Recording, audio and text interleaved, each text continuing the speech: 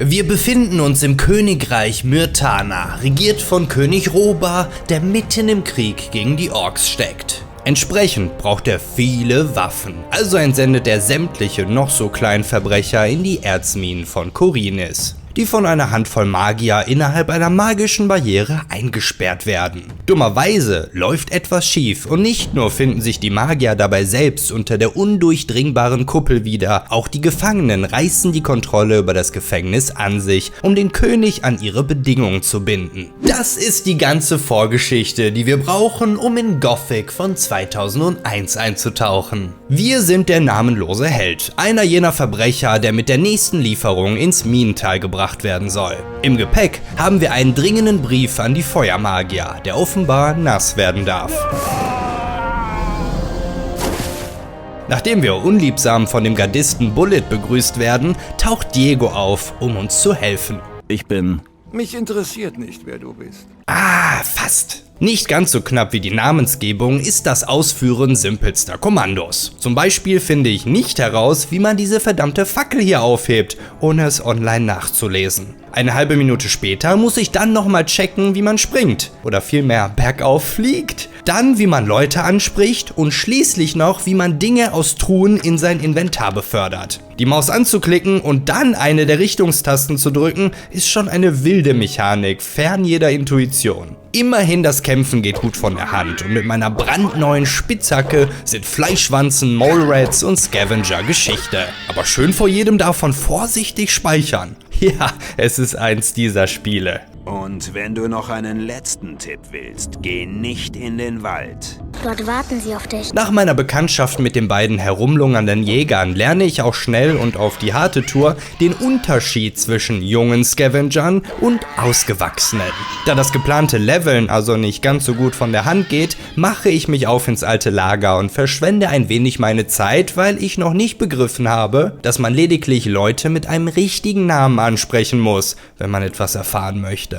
Dass sie aber alle sehr gesprächig werden, wenn man ihre Hütten ungefragt betritt, lerne ich schnell. Dein Glück.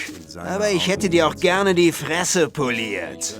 Was machst du hier? Ich liebe es, wie herrisch er das sagt, als hätte man etwas falsch gemacht. Niemand ist aber so gesprächig wie Matt, der scheinbar dringend auf der Suche nach einem Freund ist und selbst verpiss dich nicht zu verstehen scheint. Bist heute nicht so gut drauf, was? Ich glaube, ich komme mal besser mit. Da das Niederstrecken von Wildtieren nicht so gut funktioniert, nehme ich bei Koch Snarf meine erste Nebenquest an und werde damit beauftragt, Pilze und Fleischwanzenfleisch für seinen Eintopf zu besorgen. Klingt lecker. Bis zur nächsten Spielsession habe ich die Steuerung wieder vergessen und muss die Hälfte erneut ergoogeln. Das macht aber nichts, weil ich ohnehin gerade nachschlagen muss, wie man denn vernünftig handelt, da beide Seiten offenbar den exakt gleichen Wert erreichen müssen, um ins Geschäft zu kommen. Ich vermassle meine erste Nebenquest, als ich Whistler sein Schwert nicht von Fisk besorgen kann, weil ich mich verplappere, und mache mich auch bei anderen Gardisten unbeliebt, als ich ihr Schutzgeld nicht bezahlen möchte. Ich merke mir eure Namen, ihr Sackgesichter. Also geht es wieder vor die Stadtmauern zum Pilze sammeln. Immer wieder versuche ich mein Glück mit dem Schwert, aber die Mole-Rats sind sehr bissig und der kleine Goblin hier ist deutlich stärker, als er aussieht. Selbst die endlich gefundenen Fleischwanzen bereiten mir Probleme, weil die nahezu unmöglich zu treffen sind. Als dann aber ein Scavenger an einem Vorsprung hängen bleibt, sehe ich meine Chance gekommen und nutze dieses technische Stolpern schamlos aus. Mein erster Levelaufstieg und praktischerweise stehe ich dabei quasi genau neben einem Lehrer, der mir für meine gewonnenen Lernpunkte das Bogenschießen beibringt, das er mir sehr ausführlich erklärt. Dummerweise fehlt mir immer noch das Fleisch einer weiteren Wanze, weshalb ich ziellos umherstreife und durch Zufall mitten in der Nacht im neuen Lager lande. Hier walten die Banditen mit ihrem Reichslord, sowie Lee mit seinen Söldnern, die die Wassermagier beschützen. Deren Plan ist es, das magische Erz nicht etwa mit dem König zu tauschen, sondern es anzusammeln und irgendwann mit Hilfe von Magie in die Luft zu sprengen, um damit die Barriere zu zerstören und ihnen die Freiheit zurückzugeben. Mindestens genauso erpicht ist Magier Kronos darauf, dass ich ihm seine Distanzzone zurückgebe. Das alte Lager ist voller Großkotze und entsprechend würde ich mich viel lieber den Söldnern anschließen. Anführer Lee ist aber sehr wählerisch und will mich zunächst im Auge behalten, während ich mich von den Banditen hocharbeite. Sich hier im neuen Lager Freunde zu machen, ist aber gar nicht so einfach. Gorn trägt mir beispielsweise auf, den Banditen Shrike aus seiner Hütte zu verjagen, die er sich unrechtmäßig zu eigen gemacht hat. Ich will keinen Stress und ihn entsprechend nicht töten, weshalb ich meine Waffe wegstecke. Dummerweise weiß ich nicht, wie man seine Waffe ablegt, finde aber heraus, wie man sie wegwirft. Was auch funktioniert. Ich finde aber auch heraus, dass ich mir gar keine Sorgen darüber hätte machen müssen, Shrike zu töten. Ob mit Waffe oder ohne. Auf dem Weg hinaus möchte mich Bandit Lefty noch zu seinem Righty Arm machen und beauftragt mich damit, Wasser an die Reisbauern auszutragen. Hey, für Erfahrungspunkte mache ich alles, mein Freund. Als ich fertig bin, meint er, dass ich das nun jeden Tag tun soll. Die Missionsbeschreibung besagt, dass ich ihn dafür vermöbeln soll. Lass mich überlegen. Sieh ja! Wo zum Geier kriege ich nun Erfahrungspunkte her? Warane. Definitiv zu groß. Insekten! Oh, Insekten. Ich stelle noch fest, dass ich schwimmen kann und sogar tauchen. Am allerbesten kann ich aber von allem möglichen Getier davonrennen. Vor allem, wenn ich Berge hochfliege. Während Snarf vor lauter Warterei schon auf seinen Kessel steigt, bin ich immer noch auf der Suche nach einer verdammten Fleischwanze. Und im Arenenviertel des alten Lagers werde ich dann endlich fündig. Matt, halt die Klappe, verdammt! Komm her, na komm! Hey! Ich hab das Schwert doch nicht gegen euch gezogen! Ich schmeiß also nochmal meine Waffe weg, um mich mit Fäusten und Tritten auf Wanzenjagd zu begeben, was das Treffen der Mistviecher sogar einfacher macht. Und damit kann Snarf nun endlich seinen elenden Eintopf fertigstellen. Als nächstes versuche ich mich im neu kennengelernten Arenenviertel und fordere Kirgo zum Kampf heraus, weil er der einfachste sein soll. Möge der Bessere gewinnen. Der Kampf ist Versuch entschieden. das nicht nochmal! Hat es. Okay, es hilft alles nichts. Ich muss mit Mühe und etwas Glück XP farmen gehen. Ach so, deswegen sollte ich nicht in den Wald gehen. Also laufe ich am Waldrand entlang und töte alles, das schwach und alleine ist und mich nicht tötet. Der Titel meines Speicherstandes fängt meinen Gemütszustand ganz hervorragend ein. Ich lerne die Eleganz von Sturzschäden kennen und die Enttäuschung eines so vielversprechenden und dann völlig leeren Schiffswracks. Aber es gibt noch mehr zu entdecken, wie diesen Steinkreis von Hydra. Und da unten, eine weitere Siedlung. Im Sumpflager der Bruderschaft genannten Sekte nimmt mich Lester an die Hand. Er teilt mir mit, dass man die Gurus des Ordens nicht ansprechen darf. Nicht einmal mit. Alles klar, Alter? Auch die Bruderschaft ist daran interessiert, ihrer Gefangenschaft zu entkommen. Doch setzen sie dabei auf die Hilfe ihres Gottes, dem Schläfer. Und sie setzen auf Sumpfkraut, das man rauchen kann und das sich prima eignet, um neue Leute für ihre Sache zu rekrutieren. So auch Yoru, der sehr hingebungsvoll seiner Aufgabe nachkommt, neu entwickelte Substanzen zu testen. Lester jedenfalls ist so liebreizend und führt mich durch das unfassbar verwirrend verworrene Lager. Ich nehme zum Beispiel nur einmal eine falsche Leiter und lande mitten im Sumpf, wo die gefürchteten Sumpfhaie herumkriechen. Mir reicht schon zu sehen, dass sie größer als Scavenger sind, um den Rückzug anzutreten. Ich hole mir bei Fortuno meine tägliche Ration an Joints ab, mache ein bisschen gefundenen Schrott und Unkraut zu Geld bzw. Erz und lerne dann Kor Kalom kennen, der für das Aufnehmen neuer Rekruten zuständig ist. Auch hier läuft es wie überall sonst. Ich muss mich zunächst um das Lager verdient machen, bevor mich irgendwer aufnehmen möchte. Haben's alle nicht nötig, was? Das Lager ist noch verwirrender, nachdem die Nacht einbricht, und da mich niemand bei sich im Bettchen schlafen lassen möchte, stoße ich beim Googlen über eine alternative Methode, den nächsten Morgen zu erreichen. Sie nennt sich Marvin. In Essenz gehst du dafür in deinen Charakterwertebildschirm, tippst Marvin ein und aktivierst damit den Testmodus, indem du über eine Konsole alle möglichen Kommandos eintippen kannst. Wie zum Beispiel, dass jetzt bitte 7 Uhr morgens sein soll. Zum Beenden des Modus soll man 42 eintippen. Was war die Frage? Clevere Anspielung. Douglas Adams wäre stolz auf euch. Das erklärt gleichzeitig auch, was es mit Marvin auf sich hat. Warum ich den Morgen unbedingt herbeisehne, ist simpel. Ich habe nachts den Substanztester Yoru nicht gefunden, dem ich meine Tagesration für Erfahrungspunkte überlassen soll. Ich bin kein Raucher, ich nasch lieber Pilze. Besonders gerne, wenn mich Mole Rats dabei beobachten. Sie sehen dann aus wie kleine, dicke Einhörner.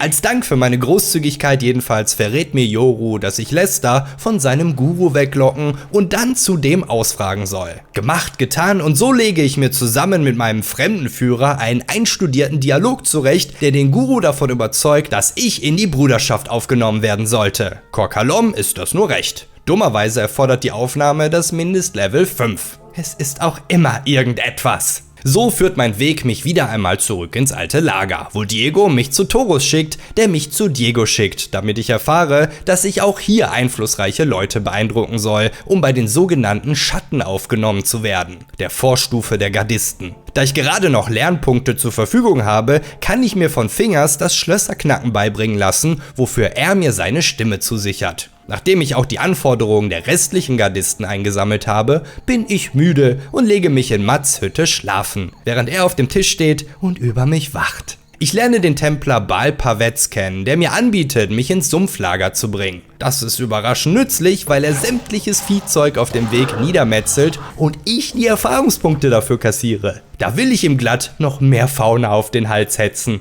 Im Lager angekommen, macht sich meine neue Fähigkeit des Schlösserknackens nun bezahlt, da Kor Kalom das Trankrezept nicht verkaufen möchte, das der Gardist Dexter für seine Stimme von mir haben möchte. Als Kalom mir den Rücken zuwendet, knacke ich das Schloss seiner Kiste und bediene mich selbst. Ich hole mir meine nächste Tagesration Stoff ab, werde wieder ein wenig schrottlos und entdecke einen unheimlichen Ort, an dem ich wohl noch nicht sein soll. Also gucken ich und diese Mole Rat uns wieder an, während ich Pilze nasche, bis ich dann an ihr vorbei in ihre Höhle laufe und die sterblichen Überreste von Neck finde, der von Gardist Sly vermisst wird. Eine weitere Stimme ist mir sicher. Im Lager lerne ich aber noch weitere interessante Persönlichkeiten kennen, wie Herek. Weißt du, warum ich hier bin? Absolut. In einer Nacht habe ich 1 Dutzend Leute umgebracht. Einfach nur so. Oder mein absolutes Highlight, Kyle. Wie oft habe ich euch Pennern gesagt, rennt nicht durch meine Hütte. Was ist dein Problem? Es fing alles damit an, dass ich meine Hütte gebaut habe. Als ich vor ein paar Tagen aus der Mine wiederkam, hatte ich eine zweite Tür. Jetzt rennt jeder durch meine Hütte. Jeder Arsch. Dann muss ich die nächste Schutzgeldforderung von einem gewissen Bloodwin ablehnen, der mir dafür Konsequenzen androht. Solange die nicht schlimmer sind als 2 Mole Rats zusammen, halten sich meine Sorgen in Grenzen. Mein persönlicher Skillbaum Diego erhöht im Training meine Stärke und dann komme ich auf Grimm zurück, der ebenfalls versucht, bei den Schatten aufgenommen zu werden und nun meine Hilfe braucht. Er möchte die Gunst der Garde erlangen, indem er Diebesgut von 2 Langfingern vor der Stadt zurückholt. Ich schließe mich ihm an, nur um schnell festzustellen, dass er und die Langfinger die Konsequenzen darstellen, die Bloodwin mir angedroht hat. Hilfe, Hilfe, so beschützt mich doch! Ach ja, wenn der mich umbringen will, ist das okay, aber wehe dem Protagonisten, er zieht sein Schwert. Tu das nie wieder. Da der Spaziergang mit Pavetz so hervorragend lief, beauftrage ich nun Mordrak damit, mich in die andere Richtung zum neuen Lager zu begleiten. Ich bin fest entschlossen, den Kerl noch weit mehr auszunutzen als den letzten. Bevor er mich in die Obhut des neuen Lagers entlässt, vertraut er mir noch einen Ring an, den ich dem Banditenanführer Lares übergeben soll. Da ich mich denen ohnehin anschließen möchte, trifft sich das gut. Doch auch Lares nimmt nur Individuen ab Level 5 auf. Außerdem soll ich den örtlichen Sumpfkrautdealern ihre Ware abnehmen, zu Geld machen und ihm anschließend den Profit überlassen. Besagter Dealer nennt sich Baal Kagan und ist erbost darüber, dass sein Gehilfe Isidro in der Schenke am Saufen ist. Entsprechend wird es mir zuteil, benebelnde Kostproben verteilen zu dürfen. Erst das Wasser an die Bauern, jetzt die grünen Glimmstängel. Hier macht man echt Meter. Nirgendwo mehr wird übrigens deutlich, was für eine erheiternde kleine Auswahl an Sprechern all diese NPCs vertonen musste. Kannst jederzeit wiederkommen, Bruder. Hast du was? Kannst jederzeit wiederkommen, Bruder. Ich nehme einen Stängel für 10 Erz. Kannst jederzeit wiederkommen, Bruder. Wenn du mal wieder was hast, komm vorbei. Klar, hier sind 10 Erz. Gib her. Klar, hier sind 10 Erz. Mein Favorit ist aber definitiv Butch. Hi, wer bist du? Das geht dich einen Dreck an. Deine Fresse gefällt mir nicht. Meine Gefühle verletzt und feststellend, dass der Lurker, der den Damm beschädigt, noch ein kleines bisschen zu stark für mich ist, verlasse ich das Lager wieder, aber nicht, bevor Lefty mir noch die Fresse poliert, weil ich nicht wie gefordert zum erneuten Wassertragen erschienen bin. Während ich mühsam Scavenger und Mole Rats einzeln von ihrer Gruppe weglocke, um sie zu zerlegen, kämpfe ich mich zur Mine durch, zu der Diego mich geschickt hat. Ich versuche mein Portemonnaie mit etwas selbst erarbeitetem Erz aufzufüllen, aber augenscheinlich ist das nur eine nette und völlig sinnlose Bewegungsanimation. Dafür gibt es in der Mine genug Händler mit genug Erz, die mir bereitwillig alles abkaufen. Ich ziehe ein paar der unsympathischen Gardisten mit Hilfe der Buddler über den Leisten und erleichtere sie um ihre Besitztümer. Wie den guten Aaron hier. Zuerst locke ich ihn von seiner Kiste weg, dann kaufe ich dem Buddler den gestohlenen Schlüssel dafür ab, räume die Kiste leer und verkaufe Aaron anschließend noch den vermissten Schlüssel. Die in den Stollen kräuchenden Minecrawler sind eine ganze Nummer zu stark für mich, weswegen ich sie zu den bereitstehenden Templern locke, was mir aber leider keine XP einbringt. Mit der Liste für Diego in der Tasche lerne ich auf dem Weg zurück noch bei Jäger Aiden das Tiere ausnehmen und mit den restlichen Lernpunkten erhöhe ich weiter meine Stärke, bis ich realisieren muss, dass all die getätigten Gefallen immer noch nicht für eine Aufnahme im alten Lager reichen. Leute, im Sumpf musste ich nur ein Theaterstück aufführen. Zu allem Überfluss nervt Matt jetzt schon durch Wände hindurch und für Kirgo bin ich immer noch zu schwach. Also heuere ich in der örtlichen Schmiede an, indem ich mich auf den Schleifstein setze. Ja, schau dir ruhig an, wie man das richtig macht. Oh ja, diese Fußarbeit. Der Buddler Dusty hat sein Dasein satt und will lieber zu seinem Kumpel Melvin ins Sumpflager. Ich spendiere also die 100 Erz, um die Torwache zu bestechen und führe den Kerl hin. Auch wenn ich dabei feststellen muss, dass er offenkundig auch ein bisschen Sumpf im Hirn hat. Diese Rekrutierung wäre übrigens ein zusätzlicher Grund, warum die Sekte mich aufnehmen würde. Hörst du das, Diego? Wie ich so durch die Lande streife, merke ich: Oh, Wölfe jagen im Rudel. Und hey, jetzt habe ich auch meine ersten Orks gesehen. Macht euch keine Mühe, Jungs, ich übernehme das selbst. Mein langer Weg führt mich zurück zum neuen Lager. Vorher schaue ich aber nochmal eben hier auf dem Berg. Oh ja, Dinosaurier. Nein, lieber nicht. Hinter dem Lager erreiche ich die freie Mine der Söldner, in der mir Baloro nicht nur eine Superwaffe verspricht, wenn ich ihm ein regelrechtes Bankett liefere, sondern auch Buddlerhosen erhalte. Mit diesem freshen Outfit lässt mich der Türsteher nun auch endlich in die Schenke, sodass ich mit dem faulen Dealer reden kann, der mir gefälligst sein Sumpfkraut überlassen soll. So besoffen bin ich nun auch wieder nicht. Das lässt sich ändern. Nun muss ich also für 400 Erz Sumpfkraut an die Stimmklone verscherbeln, bis ich auf Sharky treffe, der ein besonders großes Lungenvolumen hat und mir den gesamten Bestand abnimmt. Ich hab die Kohle, ich bin endlich Level 5 und doch will mich Laris immer noch nicht bei den Banditen aufnehmen. Offenbar hätte ich Diegos Liste aus der Mine vorher zu ihm bringen sollen. Da ich das nicht getan habe, kann ich mich dem neuen Lager nun nicht mehr anschließen. Ihr raucht alle zu wenig. Nehmt euch mal ein Beispiel an den entspannten Sumpfspinnern. Dann gibt's aber auch kein Geld von mir, du Penner. Auf dem Weg hinaus überzeuge ich den starken Reisbauern Horatio noch, mich in Stärke zu unterweisen, bevor ich Taurus mitteilen kann, dass der verhasste Mordrak nun in der Schenke festsitzt und sich nicht mehr im alten Lager blicken lassen wird. Taurus ist zufrieden und damit ist auch Diego endlich zufrieden und entsprechend ist Taurus nochmal zufriedener und lässt mich den Schatten beitreten. Ich werde zu Oberhaupt Gomez in die Burg durchgelassen, sowie seinem großkotzigen Berater Raven und den beiden hohlen Leibwächtern. Gomez möchte wissen, welche Kontakte ich im Minental schon aufgebaut habe. Keine Ahnung, wer Iberion ist, die haben hier alle so beknackte Namen, aber bestimmt habe ich schon mal mit dem gesprochen. Iberion gibt sich nicht mit Burschen wie dir ab. Ich hasse es, enttäuscht zu werden. Was für ein Kampf! Okay, vielleicht auch nicht. Man muss ja nicht gleich so übertreiben. Jetzt muss die Arme noch mehr schruppen. Mir meine Antworten wohler überlegend wird mir aufgetragen, die Bruderschaft auszuspionieren. Aber nicht, bevor ich mich gehörig eindecke. Ich gebe den Brief bei Milton von den Feuermagiern ab, kaufe mir ein neues Schwert und bei Diego gleich noch die schwere Schattenrüstung. Einen kleinen Moment bitte. So, die schwere Schattenrüstung. Damit kriegt jetzt auch Grimm nochmal auf den Sack, dafür, dass er mich verraten wollte. Aber ich bin jetzt ein wichtiger, weiser Mann und verzeihe ihm. Wer soll mir schließlich sonst später mitteilen, dass das Konzert losgeht? Es ist eine völlig neue Welt, sag ich dir. Die Blutfliegen sind kein Problem mehr. Die Warane sind ein Kinderspiel. Ein ganzes Rudel Wölfe? Ich sehe nur knurrenden Pelz vor mir. Hörst du mich, Wald? Ich werde deine gesamte Fauna dezimieren.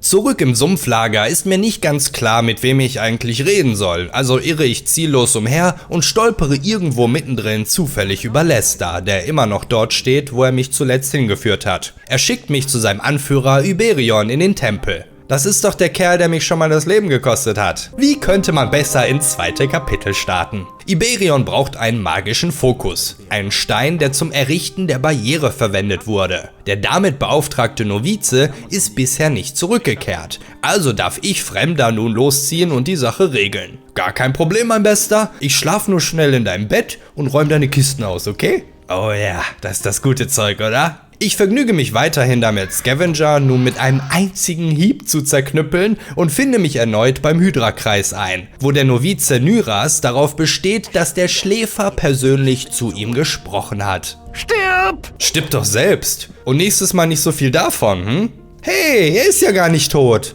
Und noch dazu verdammt schnell. Junge, was für ein Kraut braucht man denn dafür? Hey, Iberion. Na du? Öfter hier? Ich übergebe den Fokusstein an Kor Kalom, aber der alleine reicht nicht, denn Kalom braucht auch noch Sekret. So sieht's doch aus. Du bekommst diese Mission nicht von mir. Du bekommst sie vom Schläfer. Nicht möglich. Schweig, Narr! Herrlicher Sarkasmus. Jedenfalls soll ich zurück in die Mine und eine Möglichkeit finden, den Minecrawlern dort mehr Sekret als üblich zu entnehmen. Ich komm ins Tal geschniegelt und fein, doch die Viecher hier, die kriegen Zeit rein. Ein Scavenger guckt, ich wink nur kurz, dann macht sein Federkleid ordentlich Sturz. Das macht so viel Spaß. Das pushen wir mit etwas mehr Stärke noch weiter bei Diego. Hast du schon gehört? In Extremo ist hier. Ich präsentiere Ihnen In Extremo. Herr Mandali,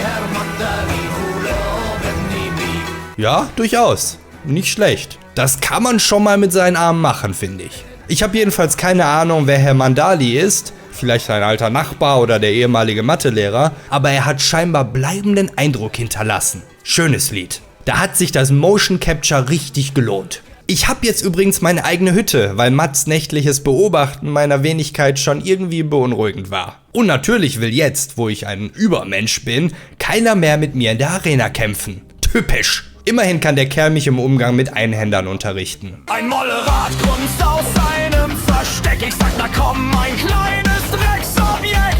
Die Blutfliegen summen, ich grinst sie an. Heute wird hier aufgeräumt, Mann für Mann. Bevor Minenleiter Ian mir mit meinem Sekretproblem hilft, soll ich ihm erst einmal helfen, ein defektes Zahnrad zu ersetzen. Oha, jetzt brauche ich aber wirklich Hilfe. Hallo? Irgendjemand? Ich habe noch kein Seepferdchen. Nachdem ich feststelle, dass 3 Minecrawler böse sind und 1 Minecrawler niedlich, finde ich ein neues Zahnrad und mir wird genehmigt, dass Asgard mir das Tor zum Crawlernest öffnet, wenn ich ihm ein paar Templer zur Seite stelle, die nur faul am Lagerfeuer herumpimmeln. Der Tanz kann beginnen. Ach, weißt du, ihr macht das schon.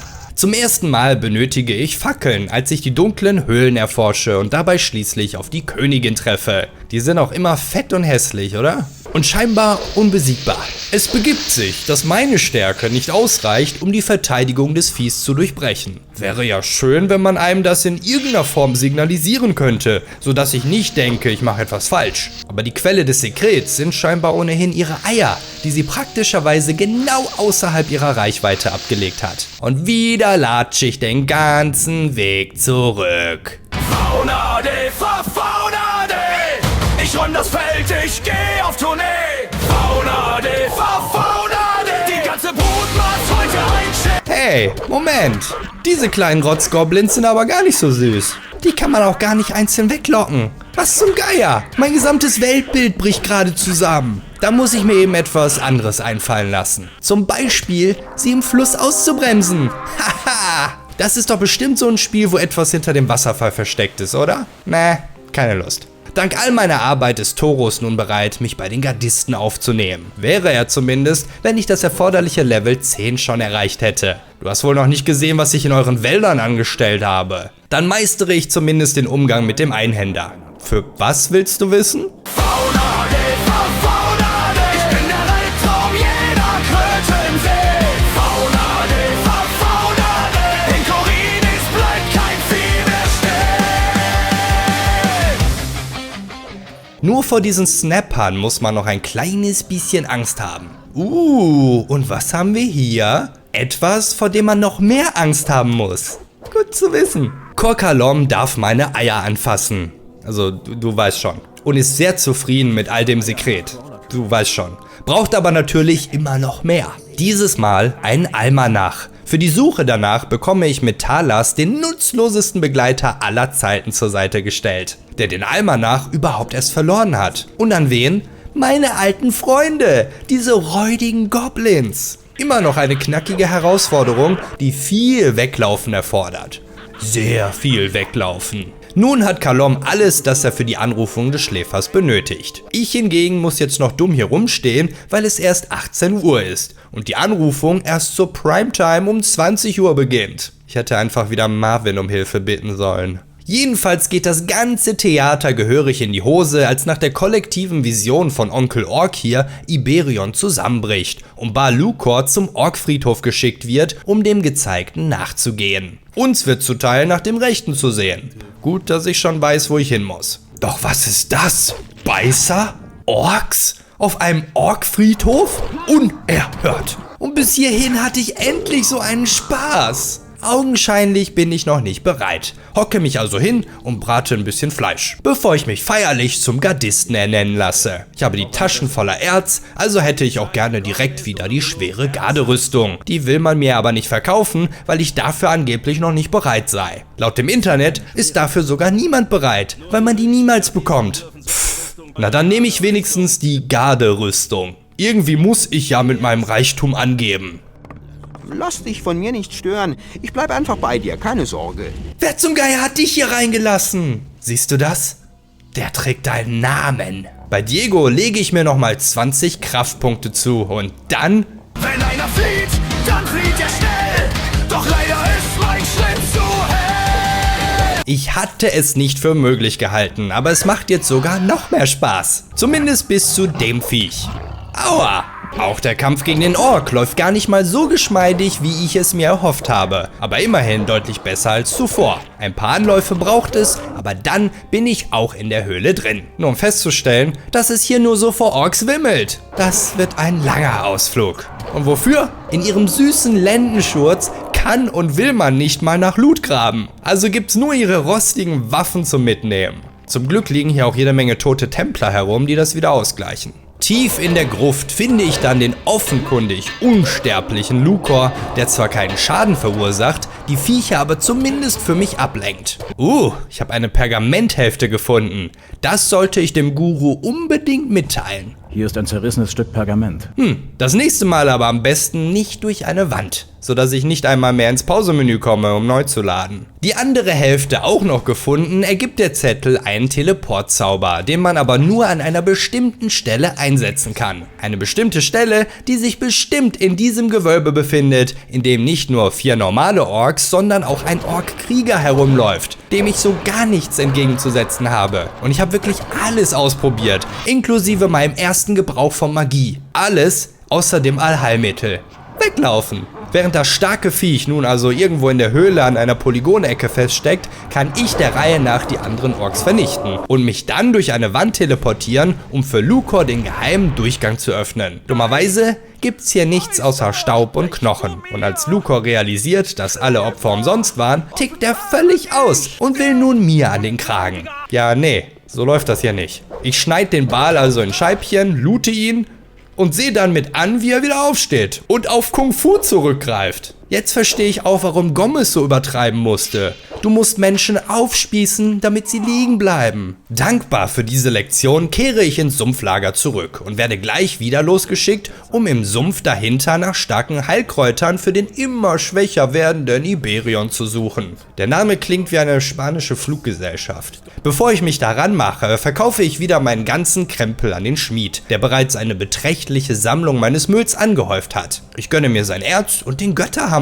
den er im Angebot hat, und finde sogar eine leere Hütte, in der ich mich für ein Nickerchen niederlassen kann. Unnötige Vorsichtsmaßnahmen, weil es wirklich kein Problem ist, an Dunes kleinem Bruder vorbeizulaufen und den Schnittlauch einzusammeln. Bei dem Ausflug lerne ich auch den flinken Schrat kennen, dem ich anbiete, sich mir anzuschließen. Er sagt zu und danach habe ich ihn nie wieder gesehen. Alle Mühe ist umsonst, denn Iberion gibt den Suppenlöffel ab, nachdem er nochmal kurz erwacht und die Warnung ausspricht, dass der Schläfer nicht der ist, für den sie ihn gehalten haben und dass seine Wiedererweckung um jeden Preis gestoppt werden muss. Alle Energie solle stattdessen in den Plan der Wassermagier fließen, womit Kor Kalom hingegen nicht einverstanden ist. Er schnappt sich eine Handvoll Novizen und zieht auf eigene Faust los, während wir Fokusstein und Almanach zu den Wassermagiern bringen sollen. Damit kannst du dich jederzeit schnell und bequem auf unseren Tempelvorplatz teleportieren. Ach was, jetzt bekomme ich die Schnellreise. Nach 15 Stunden, nachdem meine Arbeit hier im Lager abgeschlossen ist. Das hat ja noch länger gedauert, als im Pokémon VM Fliegen zu bekommen. Och Gottchen, schaut nur mal, wie wenig Tränke ich bei mir habe. Niedlich. Bei Diego level ich meine Stärke auf 96 hoch, womit ich auf Level 13 annähernd das Maximum in dieser Kategorie erreicht habe. Beim Durchstreifen des Waldes entdecke ich dann durch Zufall ein Banditenlager mit den nervigsten Gegnertypen überhaupt. Bogenschützen. Und direkt nebenan wohnen die zweitnervigsten. Goblins. Die Schnauze voll von beiden ziehe ich weiter ins neue Lager und gebe Isidro die 200 Erz, die ihm für sein Kraut zustehen und die ich mir direkt zurückhole, indem ich ihm meinen Schrott andrehe. Versuch dich mal damit zu besaufen. Langweiliger Kampf. Das verteilte Sumpfkraut zeigt auf jeden Fall im Lager schon seine Wirkung. Auch die Dammlurker-Sidequest ist jetzt kein Problem mehr und ich werde zu den Wassermagiern durchgelassen, die schockiert von den Nachrichten meine Hilfe in Anspruch nehmen wollen. Stellt euch hinten an. Obermagier Saturas enthüllt, dass der eine Fokusstein ja ganz nett ist, aber dass die schon irgendwie alle 5 Steine brauchen, die damals zum Errichten der Barriere gebraucht wurden. Und bisher befindet sich keiner von denen in ihrem Besitz. Warum wundert mich das nicht? Was habt ihr all die Zeit hier getrieben? Sie ist zwar vollgekritzelt, aber endlich bekomme ich eine vollständige Karte des Minentals. Naja, fast vollständig. Bevor ich losziehe, verpasse ich Lefty noch einen Righty-Kinnhaken. Die Bauern sehen durstig aus. Ich kümmere mich drum, mach dir keine Sorgen. Nun fühle ich mich auch sicher genug, mich an die Dinos auf dem Berg heranzuwagen. Ebenso wie an dieses Vieh hier, das furchterregender aussieht, als es ist. Oben angekommen treffe ich dann den Feuermagier Milton, der hier eine Stonehenge-Gruft untersuchen möchte. So ein Zufall. Genau da muss ich ja auch hin. Er warnt mich vor dem Wächter und überlässt mir einen Zauber, der jeden Untoten sofort töten soll. Bevor der zum Einsatz kommt, müssen wir uns aber erst einmal um die Kung-Fu-Skelette hier kümmern. Und mit wir meine ich Milton. Du machst das super! Auch ein Schluck? Bisschen Petersilie? Ich heb dir was auf. Meine Fresse, was dauert das so lange? Wenn man nicht alles selber macht. Selbst diese nervige Stimme, die ständig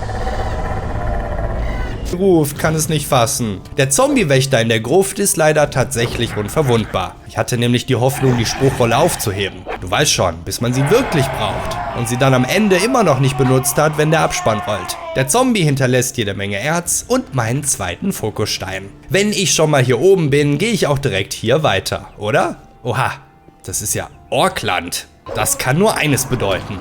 Weglaufen! Und meine Frustration an Scavengern und Mole Rats auslassen. Nach einem Nickerchen bin ich bereit, meine Stärke aufs Maximum anzuheben und zum nächsten Pentagrammzacken zu laufen. Hey, wenn das mal nicht Gorn ist! Ach, warten jetzt bei jedem Stein Helfer? Helfer, die mir ihre XP überlassen? Was will man mehr? Auf Gorns Wunsch hin säubern wir vor dem Betreten des Klosters die Schlucht, um uns den Rücken freizuhalten und finden dabei den Zauberspruch zur Verwandlung in eine Fleischwanze. Warum zum Geier sollte man das wollen? Um das Kloster zu erreichen, muss man allerdings besagte Schlucht via einem Baumstamm überqueren. Im Ernst, ich soll einen NPC, die hier kaum einem geraden Weg fehlerfrei folgen können, darüber führen. Das kann ja nur so enden wie bei den Snappern, die das schon richtig toll machen. Tatsächlich fallen sie in die Schlucht und schlendern dann gemütlich auf der anderen Seite wieder zurück, um auszutesten, wie es ist, von der Seite herabzustürzen. Wo ist eigentlich Gorn? Gorn? Ach nee, oder? Gorn, komm jetzt! Na komm, okay Gorn, konzentrier dich nur auf mich. Wir machen das ganz langsam, okay? Zusammen. Vor dem Tor angekommen, müssen wir feststellen, dass das Kloster geschlossen ist und es offenbar nur Fleischwanzen durch ein Loch in der Mauer hineinschaffen. Aha! Der Wink mit dem Zaunpfahl. Tatsächlich hat mich dieser Part hier vollkommen begeistert, weil er wieder mal etwas völlig anderes ist. Einziger Nachteil, ich muss mir ein Let's Play ansehen, um herauszufinden, wie man sich zurückverwandelt. Noch nichts in diesem Spiel wurde bisher von der Enter-Taste ausgelöst, zum Geier. Nach dem vollkommen sinnlosen Besuch in diesem leeren Turm taucht auf einmal eine Herde Snapper auf. Na, dem Schläfer sei Dank. Gorn ist schon langweilig geworden. Der Turm ist in etwa so sinnlos wie mein mühsames Hochklettern auf diesem Berg, wo ich nicht herausfinde, wie man diese Säule umstößt. Das macht aber nichts, weil sie wohl ohnehin in die falsche Richtung fällt und man etwa die Fähigkeit Akrobatik oder den Blutfliegenzauber benötigt, um zu der Kiste hinüber zu gelangen. Behalt deinen Schrott halt, blödes Kloster. Der Schattenläufer in der Höhle ist absolut gar kein Problem für Gorn. Und so wandert auch schon Fokusstein Nummer 3 in meinen Besitz. Ach du Scheiße. Was ist das für ein Riesenvieh dort drüben? Wo kommt das denn her? Sieht aus wie einer dieser fast unverwundbaren Trolle. Allerdings etwas kleiner. Wie auch immer. Wenn wir hier raus wollen, müssen wir an diesem Biest vorbei. Du, er ist schon an uns vorbei. Zählt das auch? Das war ein hartes Stück Arbeit. Fand ich auch. Musste schon lange nicht mehr so viel weglaufen. Sag mal, wo kommst du Hegel eigentlich ständig rausgekrochen? Anders als anhand der Karte angenommen, zeigt die nächste Pentagrammspitze nicht etwa auf das entdeckte Banditenlager, sondern auf Diego, der dort mit seinem Bogen auf mich wartet. Er regelt diese lästigen Goblins, die mir letztens zu viel waren und die dummerweise mit einem ausgewachsenen Troll befreundet sind. Praktischerweise liegt eine Leiche parat, die einen Schrumpfzauber für Monster dabei hat. Ein Glück, dass das Pergament nicht verwittert ist in der Zeit, in der der Kerl verwest ist. Oh nein, ich liebe es! Erst das mit der Fleischwanzenverwandlung und jetzt der Süße hier. Ich finde, das Spiel sollte solche Mechaniken deutlich öfter in die Story einweben. Das ist ja großartig. Wovon es hingegen weniger geben darf, sind solche Momente. Die Winde ist kaputt und Diego ist eingefroren. Nun ist die Tür zum Fokusstein geschlossen und ich habe keine Möglichkeit heranzukommen. Auch nach dem Laden des Spielstandes bleibt er eingefroren und weiß der Geier, wann ich das letzte Mal auf einem anderen Slot gespeichert habe. Auf gar keinen Fall mache ich das alles nochmal. Also, was machen wir? Marvin. Oh, hallo. Kümmert euch gar nicht um mich. Ich schwimme hier nur so rum. In der Luft. Okay. Versuchen wir etwas anderes. Besser. Schlechter.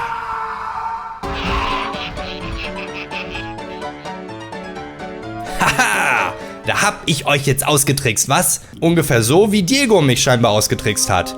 Jetzt lebst du auf einmal wieder, du Hampel. So, jetzt hol dir den Fokus. Hey, du hast den Fokus also gefunden.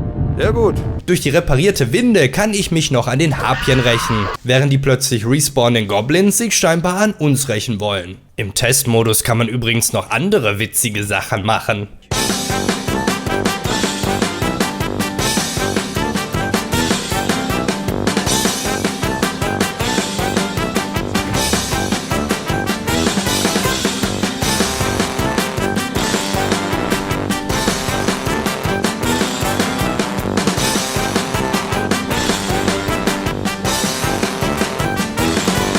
Der letzte Fokusstein führt mich auf diesen verdammt hohen Berg, der ein wenig Klettern erfordert, damit ich nicht an den Orks vorbeilaufen muss. Auch wenn sie mir nicht vollkommen erspart bleiben.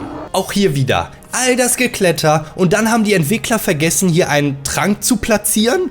Verdammte Sadisten. Das Auslöschen der Bluthunde dauert etwas, aber die Krönung ist auf jeden Fall der Brückengolem. Glücklicherweise ist auch sein Hirn aus Stein. Na, wenn das nicht Lester ist, altes Haus. Hey!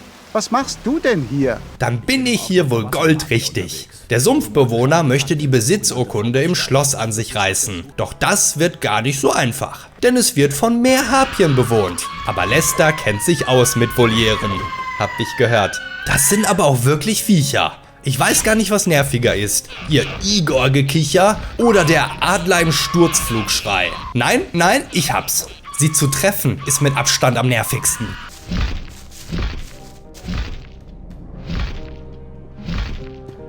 Ich werde mich mal oben umsehen. Du, Lester, mein Guter. Ich könnte mir keinen perfekteren Moment für das Empfangen dieser Information vorstellen. Mein Fehler. Dieser Moment ist sogar noch perfekter. Auch wenn ich dich von da hinten so schlecht hören kann. Oder irgendwas machen kann jetzt. Marvin, bring uns da raus. Ja, du musst meinen Schwimmstil gar nicht kommentieren. Ist gar kein Problem. Tiefer im Schloss finde ich einen Geheimraum. Und huch, ja hallo, was macht ihr denn da? In den schwierigen Ecken Staubwischen? Und das schon seit einer Weile, so wie er aussieht. Dann finde ich noch Lesters Urkunde und bin der Meinung, dass er dafür ruhig ein wenig arbeiten darf. Scheinbar soll man den Fokus mit Telekinese-Magie von dort oben herunterholen. Aber dummerweise habe ich nie herausgefunden, wo man sein Mana upgradet. Und entsprechend ist das jetzt unzureichend, um die Magie überhaupt anzulegen. Cheats kommen aber nur in Frage, wenn das Spiel mich zwingt. Einen Blutfliegen-Verwandlungszauber habe ich auch immer noch nicht, also bleibt mir eigentlich nur von hier oben zu springen. Auf die Plätze. Ah, fast. Ganz knapp. Nicht mehr so knapp.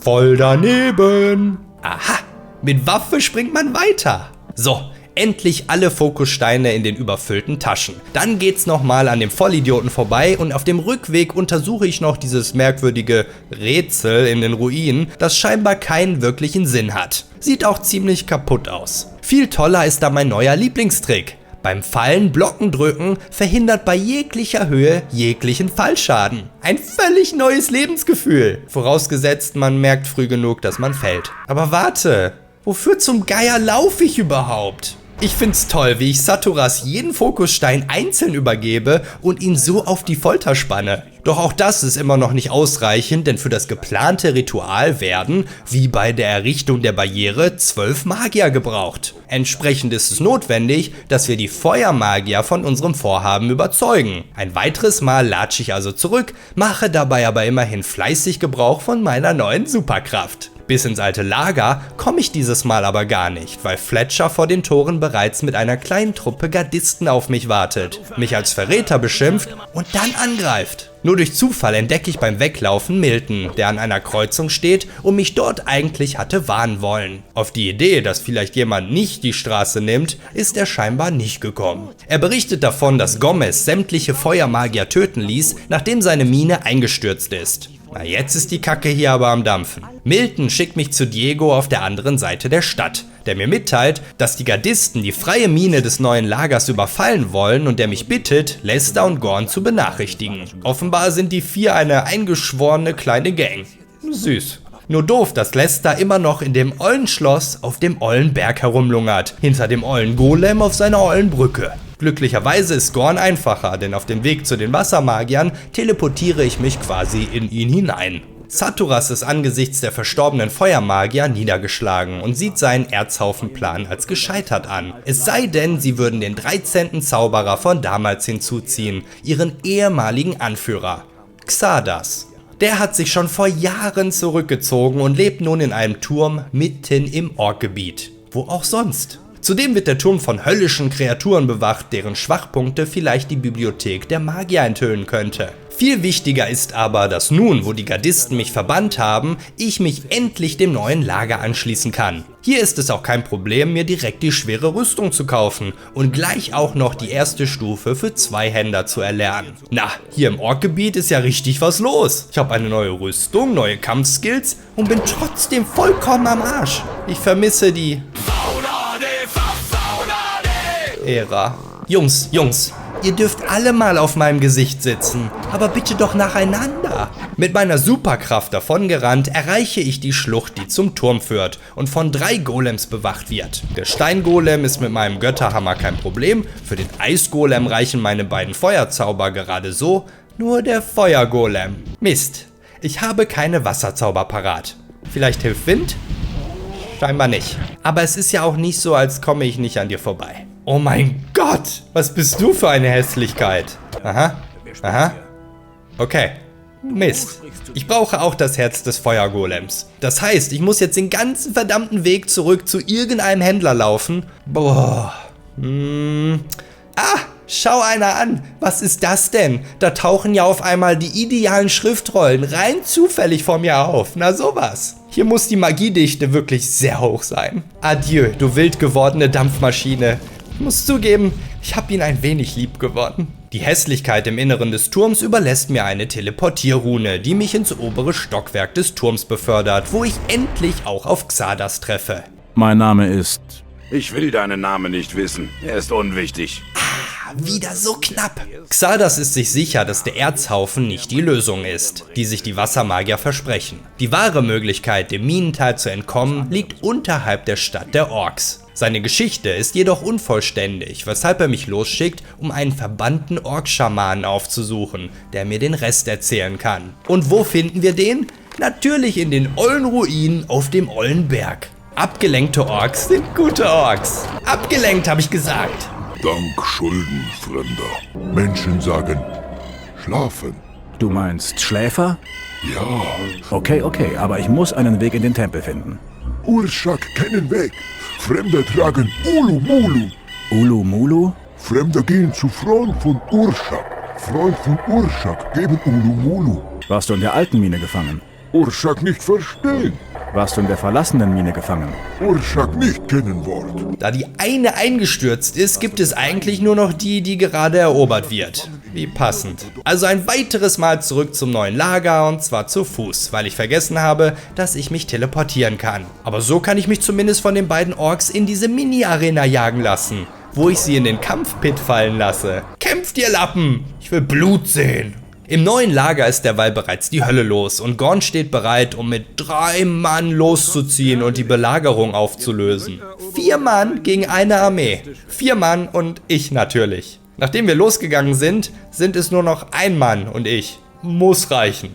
Vor allem muss ich so schon ständig auf Gorn warten und wieder zurücklaufen und ihn abholen. Ich will mir den Horror gar nicht vorstellen, 4 solche Windeier navigieren zu müssen. Das Bild, das die freie Mine bietet, ist unschön. So viele Tote. Aber auch schön. So viel Loot. Ich brauche ihn zwar nicht, aber ich kann auch nicht anders. Selbst Baloro ist tot, der mir die ultimative Waffe im Austausch gegen all diese extravaganten Lebensmittel angeboten hat. Beim Durchsuchen seiner Leiche und seiner Hütte finde ich nur eine Waffe und das ist ein Schürhaken. Der macht 6 Schaden. Du hast den Tod verdient. Am Boden vor dem Tor zur Mine erwartet mich Jackal, der erste Gardist, der mir damals Schutzgeld abknüpfen wollte. Zeit zu bezahlen. Aua. Wow, die müssen mich wirklich hassen. Die Mistkerle einzeln voneinander wegzulocken, klappt nur mäßig, da 2 von ihnen Fernkämpfer sind, was es auch nahezu unmöglich macht, ihnen nahe zu kommen. Zum Glück sind so viele Wohnungen frei geworden, da kann man überall ein Nickerchen machen, um sich zu regenerieren. Und wenn es frontal nicht klappt, da muss ich ihnen eben auf den Kopf springen. Das hätten wir. Dann mal los. Oh hey, Gorn, da bist du ja wieder. Ja, danke für nichts. In der Mine geht der Mist mit den fliegenden Pfeilen von allen Seiten weiter und es fühlt sich an wie ein Hindernislauf, von Gegner zu rennen, den Pfeilen auszuweichen und dann eine vorübergehend sichere Ecke zu finden, um sich zu heilen. Hinzu kommt, dass die Mistkerle ja nach viel zu wenigen Sekunden wieder aufstehen und weil ich auch keine Zeit habe, sie zu looten, greifen sie natürlich erneut mit Armbrust oder Schwert an. Das alles aufzuräumen, dauert eine Weile. Ich quetsch mich mal eben in diesen Schlitz hier rein, bis später dann. Aha. Super Minecrawler, ich brauche eure Platten. Wolf im Lager hat mir eine super Rüstung damit versprochen. Na gut, du da oben kannst deine behalten. Aber sag's nicht weiter. Boah, gehen die mir alle auf den Sack. Dann endlich habe ich den Ork gefunden. Aber natürlich ist er von den Minecrawlern vergiftet worden. Und natürlich hat er sein Heilmittel verloren. Und natürlich hat er überhaupt keine Ahnung wo. Er empfiehlt mir auch in Felsspalten zu gucken. Toll, das kann ja nur überall sein. Tatsächlich ist es absolut abenteuerlich, wo das Fläschchen gelandet ist. Whee! Ja, lauf lieber weg und erzählt euren Freunden von diesem unfassbaren Kunststück. Fremder brauchen Krotak, Kastak, Dwachkar und Ort-Antak. Fremder bringen dann Tarok machen Ulu-Mulu. Es wäre auch zu schön gewesen, wenn du alles da gehabt hättest für einen Ulu-Mulu.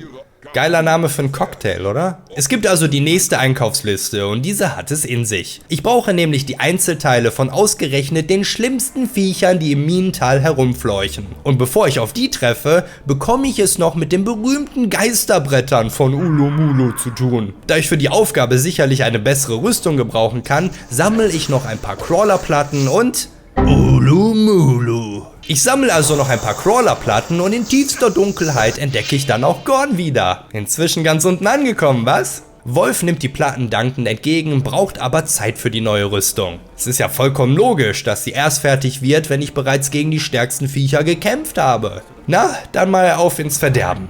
Oh, sieh an, der Schattenläufer ist einfacher als gedacht.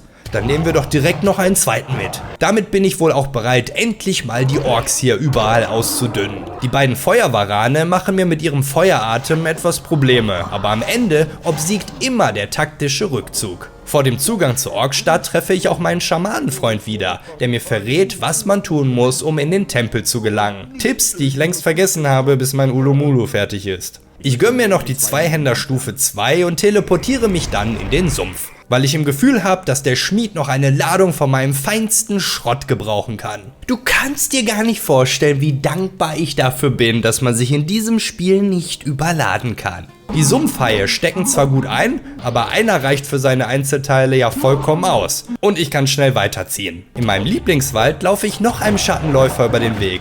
Und als dann wieder Sonnenstrahlen mein Gesicht kitzeln, erinnere ich mich an diesen mysteriösen Turm, den man jetzt doch ruhig mal erkunden gehen könnte. Das ist nämlich der Zugang zu einem verwinkelten Kung-Fu-Skelett-Dungeon mit einem fiesen Magier im Keller, der neue Soldaten heraufbeschwören kann. Alles in allem zweifelsfrei ein Ausflug, der mich nur mäßig befriedigt. Dasselbe gilt für den Schaden, den ich gegenüber dem Troll austeile, während der mich schon zur Hälfte plättet, indem er einfach nur läuft. Was es hier braucht, ist eine zweite Schriftrolle des Schrumpfens, doch es liegt keine mehr rum und Xardas, der sie verkauft, ist buchstäblich am anderen Ende der Karte. Aber liegt hier wirklich keine mehr rum? Lass mich noch mal genau schauen. Ach, mein Fehler, hier ist doch noch eine. Na, so ein Glück. Bam, alles eingepackt zurück und schwupps, Ulumulu fertig. Ich dachte ja, es handelt sich dabei um einen Kopfschmuck, aber scheinbar ist es eine erbärmlich schwache Waffe, die ich auf dem Rücken tragen muss. Die wirklich sehr zahlreichen Orks tolerieren mich in ihrer Stadt, aber vertrauen tun sie mir scheinbar nicht. Moment, war da nicht noch was? Oh, verdammt, ich habe die neue Rüstung vergessen. Ja, dann nochmal ins neue Lager zurück und nochmal zu Xardas, weil ich dem ohnehin noch die Geschichte des Schamanen schuldig bin. Dann kann ich mich auch gleich noch bei ihm eindecken. Jeder sollte schließlich etwas von meinem Schrott abhaben dürfen. In den heiligen Hallen der Orks finde ich den Teleportzauber, den ich benötige, um mich durch das Tor zu beamen und den unterirdischen Tempel zu betreten. Hier ist fast so viel los wie über der Erde, mit Skeletten aller Variationen, Ork-Pharaos, Unmengen von Schalterrätseln, Dämonen und letztlich noch die wandelnden Überreste der einstigen Ork-Schamanen, die dem Schläfer seine Kraft verleihen. Und die sind mit ihren Zaubern wirklich furchtbar lästig. Gleich beim ersten komme ich weder dazu zu laufen noch anzugreifen. Erst nach ein paar Versuchen kann ich ihn überraschen und bam, jetzt bist du baff, was? Erzähl's deinen Freunden im Jenseits. Tiefer im Tempel stellt sich mir dann auch noch ein waschechter Mensch entgegen. Gorboba will mich davon abhalten, dass ich seinem Meister Kor-Kalom dazwischen funke. Stimmt, der war ja auch noch da. Bin schon völlig vergessen.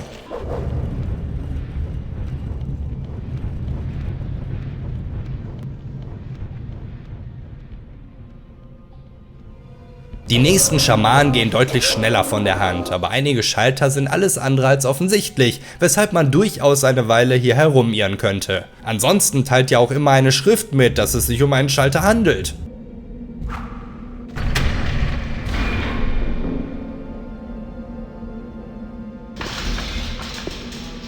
Während wir uns dem Zentrum des Tempels nähern, nehmen die Sektenfanatiker zu, ebenso wie die Mumien und Schalter. Dann kommen noch Aufzüge und Lava hinzu, aber der ganze Terz lohnt sich, denn so fällt mir die Trollfaust in die Hände, die 100 Schaden verursacht. Ein wenig sadistisch, sie direkt vor dem letzten Schamanen zu präsentieren, dem man keinen Schaden zufügen kann und vor dem man schnellstens Reis ausnehmen muss, um von seiner Magie nicht dahingerafft zu werden.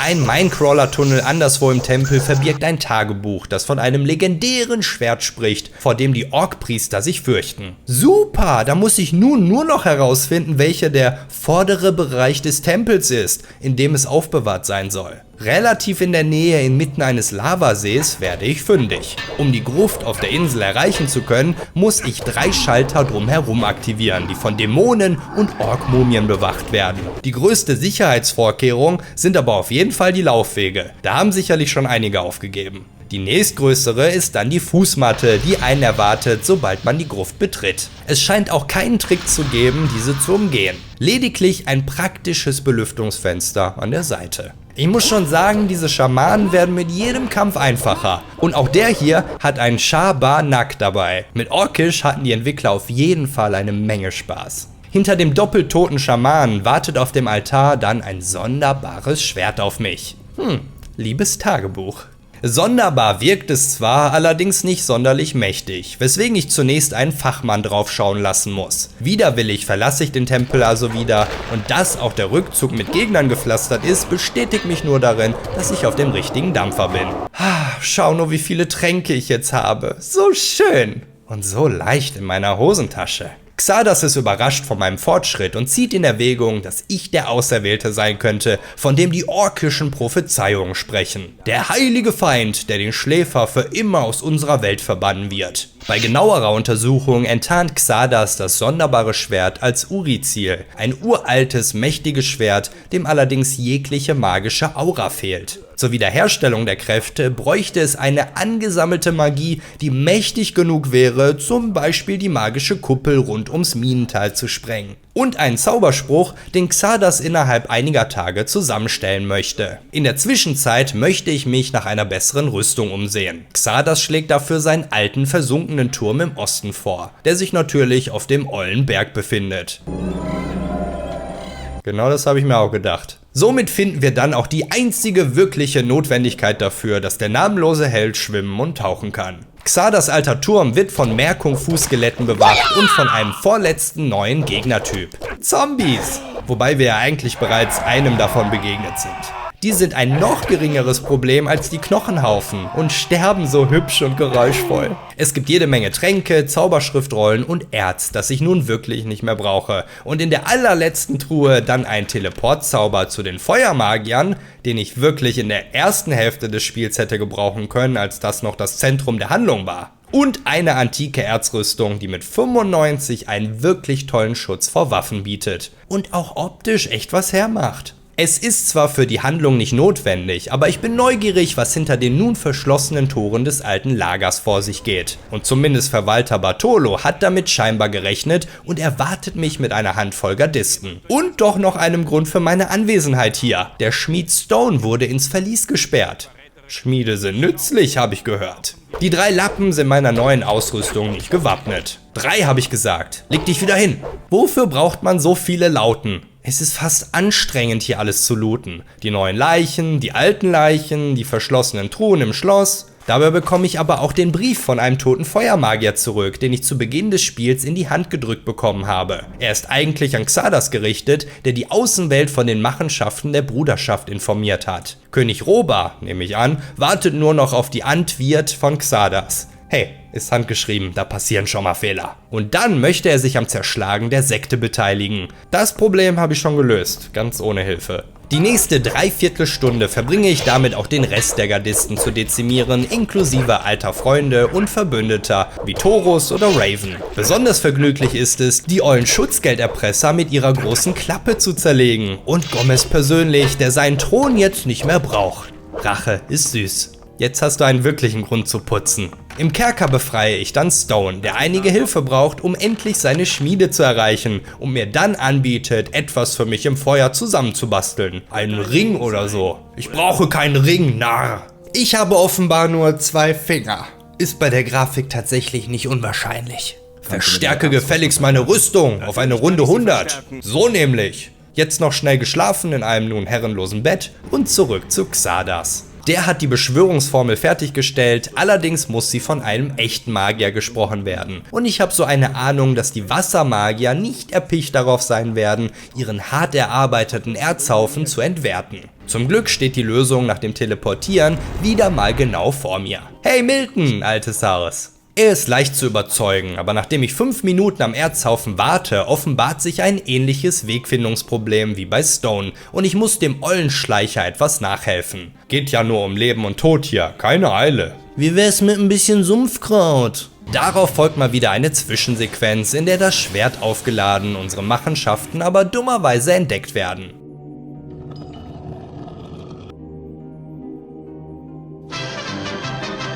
Das finale Kapitel 6 ist somit erreicht und entsprechend Miltons Empfehlung teleportiere ich mich direkt zu Xardas. Schwert Uruzil ist sogar noch gehörig besser als meine Trollfaust. Gommes Schwert übrigens auch. Der Mega-Magier hat keine weiteren Anweisungen für mich, also muss ich wohl selbst darauf kommen, dass ich zurück in den Tempel soll. Obwohl die Orks das letzte Mal so böse auf mich waren, lassen sie mich mit dem Ulumulu auf dem Rücken wieder ihre Stadt passieren, nachdem ich es in meinem überladenen Inventar irgendwo ganz unten wiedergefunden habe. Nun habe ich dummerweise den orkischen Teleportzauber nicht mehr, um durch das verschlossene Tor zu gelangen, was bedeutet, dass es gar keinen anderen Weg gibt, als Telekinese für die Statue zu nutzen. Entsprechend muss ich mich also endlich einlesen, wie man sein Mana steigern kann. Da ich keinen Schmuck habe, der diesen Effekt mit sich bringt und das Trinken von 5 Liter Wein nicht den versprochenen Effekt bringt, keine Sorge, meine Freunde passen auf, dass ich nicht mehr fahre. Lade ich sogar verzweifelt einen alten Spielstand neu, um nochmal einzukaufen, aber die online beschriebenen Händler haben nicht die versprochenen Gegenstände im Angebot. Also stoße ich auf weitere Flaschen in meinem Inventar,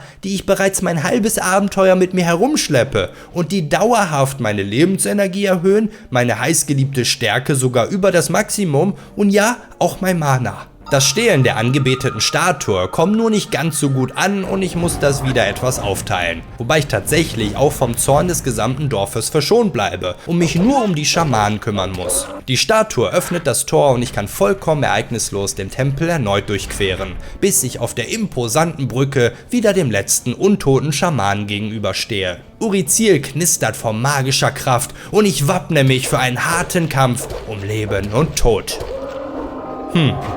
Mehr Tod. Hier im Herzen des Tempels treiben sich apokalyptische Templer rum. Glückwunsch zur Beförderung. Und mit Hilfe der eingesackten Schamanenschwerter erhalte ich Zugang. Genauso wie Xardas scheinbar. Oha, kommt jetzt ein Plot-Twist und macht ihn böse? Ich habe Gothic 2 gespielt. Unwahrscheinlich. Er lässt mich wissen, dass dieselben Orkschwerter notwendig sind, um die 5 Herzen der Schamanen zu durchstoßen, die den Schläfer mit Lebensenergie versorgen. Was ist los mit dir? Ich muss ein Nickerchen machen. Hast du dir verdient. Alles gut. Einen langen Flur und ein paar Sprünge über Lava später stehe ich dann nach rund 30 Stunden Spielzeit in der Beschwörungshalle und erblicke nicht nur Kor Kalom und seine Novizen, sondern auch den Schläfer persönlich. Der Kampf gegen Kalom ist ungefähr so nervig wie der gegen den ersten Schamanen. Da er aber so gut wie keinen Schaden verursacht, ist er am Ende wirklich nur das. Nervig. Dummerweise lässt sein Niederstrecken auch die Novizen aus ihrer Trance erwachen. Hey, das war gar nicht mal schlecht. Habt ihr das einstudiert? Stattdessen fange ich also einfach mit den Herzen an, was jedes Mal einen Superdämon heraufbeschwört. Auch sich am Schläfer vorbeizuschleichen auf die andere Seite funktioniert nicht, weil er scheinbar nicht umsonst Schläfer heißt. Letztlich ist der Kampf gegen die fliegenden Dämonen aber ein Kinderspiel und Kor Kalom bleibt erst in einer Treppe hängen und verschwindet dann vollkommen. Um aber auf Nummer sicher zu gehen, übe ich Vergeltung an seinen Schergen.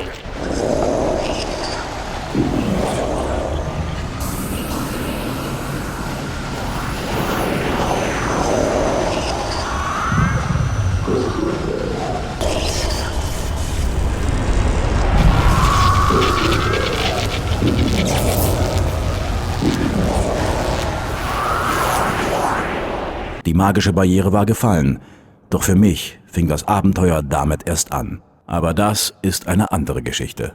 Wow, was für eine Reise. Von der absoluten Null, die kaum mit einer Mole-Rat zurechtkommt, zu einer gepanzerten Kampfmaschine, die selbst den mächtigsten Mann der Kolonie in ein paar Hieben zerlegt und seine gesamte Burg leerräumt. Gerade diese Übermacht hat wirklich Spaß bereitet, weil das Meistern der Schwertkunst aufgrund des eher minderwertigen Kampfsystems weniger unterhaltsam ist. Man soll ganz nette Kombos zustande bekommen, wenn man das knifflige Timing hinbekommt, aber ich hab's auch gut mit Ausrasten an Maus und W-Taste hinbekommen. Aus einer Zeit stammend, in der es noch keine standardisierte Steuerung gab, kann man Gothic eigentlich keinen Vorwurf machen und man gewöhnt sich ohnehin an alles, aber ich habe nicht mal bei Fallout 1 und 2 zusammen so viel nachlesen müssen wie hier. Vor allem für die simpelsten Sachen wie Items aufheben, ausrüsten, springen, handeln oder sich aus einer Fleischwanze zurückzuverwandeln. Ich bin mir sicher, dass das auch intuitiver für den Spieler funktioniert hätte. Gothic jedenfalls hat verdammt viel Spaß gemacht. Ich hatte lange kein Spiel mehr, das ich so viele Stunden am Stück zocken konnte und immer noch mehr wollte.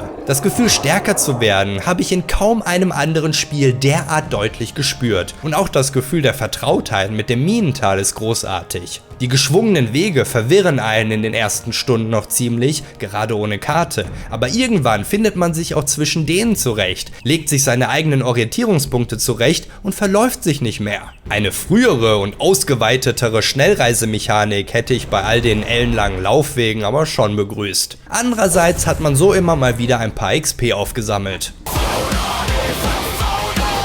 Laut diversen Foreneinträgen war ich spätestens ab dem Orkfriedhof angeblich unterlevelt und auch wenn ich stellenweise Probleme hatte, klappte alles doch letztlich ganz gut und ich musste kein einziges Mal bewusst farmen gehen. Alles ist ganz natürlich auf meinen Wegen vonstatten gegangen. Ich hatte Spaß mit der Story und den Charakteren und weiß sogar einen nervigen Matt zu schätzen, der einem im alten Lager ständig hinterherläuft und ungefragt anquatscht. Gerade dadurch und durch seine dümmliche Art aber einen einzigartigen Charme mitbringt. Ebenso wie ein paar der Hodenkobolde sich so unsympathisch machen, dass es eine wahre Genugtuung ist, ihnen offenbar den Stiel meiner Axt ins Herz zu rammen. Ich bin auch sehr froh, dass das Cheaten so einfach ist, um sich aus den technischen Sackgassen zu befreien, mit denen man ab und zu konfrontiert wird. Ich bin auch sehr froh, dass ich standhaft geblieben bin und wirklich nur gecheatet habe, um aus solchen Situationen herauszukommen. Und ganze 3 Mal, um Zeit zu sparen. Die Versuchung war groß und ich hatte mir bereits die Beschwörungskommandos für die mächtigsten Waffen und Rüstungen zurechtgelegt, aber das Spiel ist ausreichend gut balanciert, dass es nie notwendig wurde.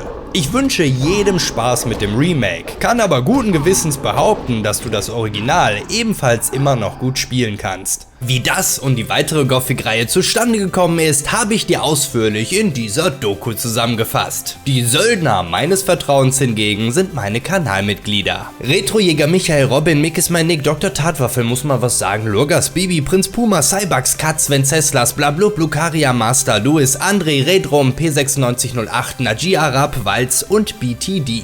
Vielen Dank für euren Lord-Support.